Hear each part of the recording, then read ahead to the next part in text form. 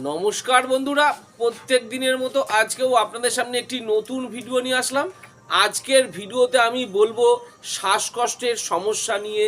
এই শ্বাসকষ্ট হলে হঠাৎ করে কি করবেন, কিভাবে কি করবেন সেই নিয়ে আজকে বলবো। তার আগে বলি, এই চ্যানেলে প্রত্যেক দিন মেডিসিন সম্বন্ধীয় তথ্য পাওয়ার জন্য চ্যানেলটি সাবস্ক্রাইব করে রাখবেন। আমার নাম দেবব্রত বসাক, আমার চ্যানেলের নাম দেবা মেডিসিন। তো চলুন ফ্রেন্ড, আজকে কিছু নতুন শিখে নিই। তো ফ্রেন্ড, যে মেডিসিন নিয়ে আজকে বলবো সেটি হচ্ছে শ্বাসকষ্টের সমস্যা। এটি ঠান্ডার সময় বা এই শীতের সময় বেশি, এই ঠান্ডা বা শীতের সময় বেশি শ্বাসকষ্ট হয়। এটি বয়স্ক পেশেন্টদের ক্ষেত্রে বেশি হয়।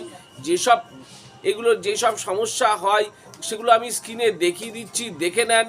প্রথমে শ্বাসকষ্ট হয় এবং ফুসফুসে কাশি শুরু হয়, তখন আর দম নিতে পারে না। তখন সেই সব পেশেন্টরা কী করে, কিছু পেশেন্ট আছে তারা এখন কি করছেন, ডাক্তারবাবুরা এই ডুওলিন রেসপুলস বা তার সঙ্গে এই বুডিকট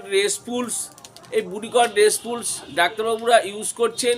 এটি গ্যাসের মাধ্যমে পেশেন্টকে দেওয়া হচ্ছে, কিন্তু এই ডুওলিন বা বুডিকট, এর মধ্যে বুডিকট দেওয়া আছে 0.5 মিলিগ্রাম, এর মধ্যে ডুওলিন দেওয়া আছে 500 মাইক্রোগ্রাম, কিন্তু এই যে দেওয়া আছে বুডিকট 0.5 গ্রাম, এটির পাওয়ার অনেক বেশি। এর জন্য কিছু ডাক্তারবাবুরা বলছেন যে যদি পেশেন্টের বেশি সমস্যা হয় সেই সব পেশেন্টদের ক্ষেত্রে ডুওলিন ইনহেলার আপনি ইউজ করতে পারেন। এর মধ্যে যে ডোজ দেওয়া আছে সেটা দেওয়া আছে 20 মাইক্রোগ্রাম। তার মানে হচ্ছে এই যে দেওয়া আছে এর মধ্যে 0.5 মিলিগ্রামের থেকে মাইক্রোগ্রাম হচ্ছে অনেক ছোট। এই মাইক্রোগ্রামের থেকে মিলিগ্রাম হচ্ছে 1000 গুণ বেশি। তার জন্য এই ডুওলিন যে রেসপুলসগুলো আছে, যেগুলো গ্যাসের মাধ্যমে পেশেন্টকে দেওয়া হয় মেশিনের দ্বারা, সেইগুলোর জন্য ডাক্তারবাবুরা বলছেন আপনারা ইনহেলার ইউজ করতে পারেন। এটি দিনে 3 বার বা 4 বারও আপনার পাম্পের মাধ্যমে ব্যবহার করতে পারেন। এটি যে ইনহেলারটি এটা দেখতে পাচ্ছেন, আমি স্ক্রিনে ভালো করে দেখিয়ে নিচ্ছি। এ দেখুন, মুখের ভেতরে যে পাম্প আছে, সেই মুখের ভেতরে পাম্প এরম করে পাম্প করতে হবে। সে পাম্প করার পর 2-10 সেকেন্ড ধরে রেখে তারপরে আস্তে আস্তে ছেড়ে দিতে হবে। এছাড়া আমার কাছে আরও ইনহেলার আছে, আমি দেখাচ্ছি। দেখুন, বুডিকট 100 ইনহেলার। এটি বাচ্চা বা বড় সবারই ক্ষেত্রেই ব্যবহার করতে পারেন। এই যে ডুওলিন রেসপুলস বা বুডিকট রেসপুলসগুলো আছে, সেগুলোও বাচ্চাদেরকে ব্যবহার করা হচ্ছে। সেটা দিনে 3 বার বা 4 বারও ব্যবহার করার জন্য কিছু ডাক্তারবাবুরা প্রেসক্রাইব করে থাকেন। সেটা পেশেন্টের কন্ডিশনের ওপর। ছোট বাচ্চাদের ক্ষেত্রে দেখা যাচ্ছে আধখানা করে লিভোলিন দিচ্ছেন বা আধখানা করে ডুওলিন দিচ্ছেন, বা শুধু লিভোলিন 0.63 মিলিগ্রাম দেওয়া হচ্ছে।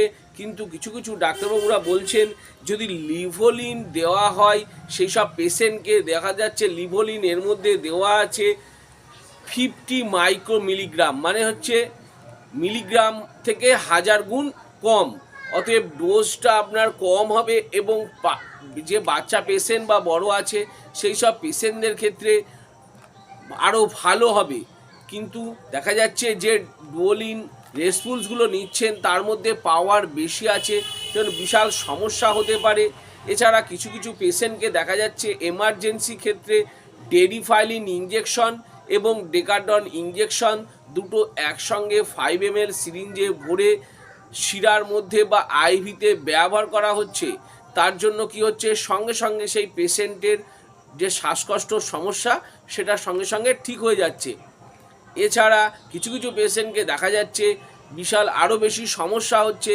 সেই সব পেশেন্টদের ক্ষেত্রে লাইকটিন এসের সাথে ডেরিফাইলিন ইঞ্জেকশন ডাক্তারবাবুরা ব্যবহার করে থাকেন। আমি যেসব ব্যবহারগুলো বললাম, হতে পারে সেগুলো ছাড়াও হয়তো ডাক্তারবাবুদের এক্সপেরিমেন্টস থেকে আরও অন্যান্যভাবে ব্যবহার করে থাকেন। তো ফ্রেন্ড, আজকে আমি এই শ্বাসকষ্টের সমস্যা নিয়ে ভালো করে বুঝিয়ে দিলাম। আরও কিছু যদি জানবার থাকে নিচে কমেন্ট বক্সে কমেন্ট করে অবশ্যই জানাবেন, আমি তার উত্তর দেওয়ার চেষ্টা করব। আর আমার এই ছোট্ট ভিডিওটি যদি ভালো লেগে থাকে তাহলে অবশ্যই একটি লাইক করবেন। আর আমার চ্যানেলে যদি নতুন হয়ে থাকেন তো চ্যানেলটি অবশ্যই সাবস্ক্রাইব করে রাখবেন। আর পাশে থাকা বেল আইকনটি বা যে ঘন্টাটি আছে সেটি বাজিয়ে দেবেন, যাতে এরকম নতুন নতুন ভিডিওগুলো নোটিফিকেশনের মাধ্যমে আপনাদের কাছে খুব তাড়াতাড়ি পৌঁছে যায়। তো সো ফ্রেন্ড, ভিডিওটা আজকে আমি এখানেই শেষ করলাম। ভালো থাকবেন, সুস্থ থাকবেন, দেখা হচ্ছে পরের ভিডিওতে।